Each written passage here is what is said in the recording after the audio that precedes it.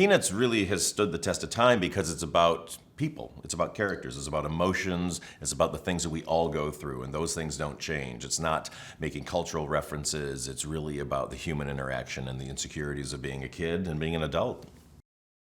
They are able to be both kids with an adult take on the world, which is very fun because as a kid reading it, I kind of felt like these kids knew a little more than I did. I learned words from them. I never knew what the word sarcasm meant until I would see it in the comic strip all the time and would look it up in the dictionary. So there's a lot to learn from Peanuts, both about the human condition and about vocabulary.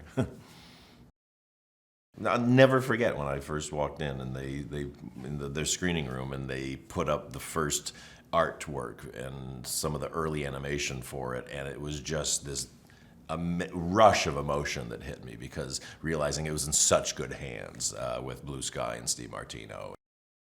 While on the surface Peanuts seems like a very American take on the world, the universality of the characters and the situations they're in really make it something that works internationally and that pretty much any person on the planet understands because we're all insecure and we've all been called our whatever version of blockhead and we've all tried to kick the football and had it pulled out from under us, and so that translates into every language or other planets probably. Charlie Brown is probably the most universal character out there because who among us, whether you're a beautiful model or you're the richest person in the world or you're just a normal person trying to get through life, doesn't feel the insecurities and the problems that a Charlie Brown goes through on a daily basis. I think Snoopy's so popular around the world because he's a free spirit, and we all want to be free spirits. We all want to just act out our fantasies. We want to pretend we're different people and different animals and different things. And the fact that Snoopy is able to do that and make it look so much fun.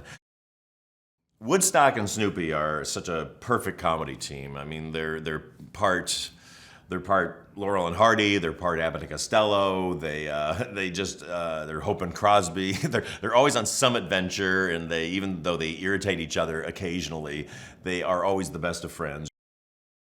All of us who worked on the Peanuts movie really wanted to make sure we kept the exact same mix of humor and heart that the strips had. What Steve Martino and the Blue Sky team have done is found a way to take this modern technology and make it beautiful and make you surprised at what you're seeing, at the same time feel just as comfortable as you did when you were watching the Christmas special.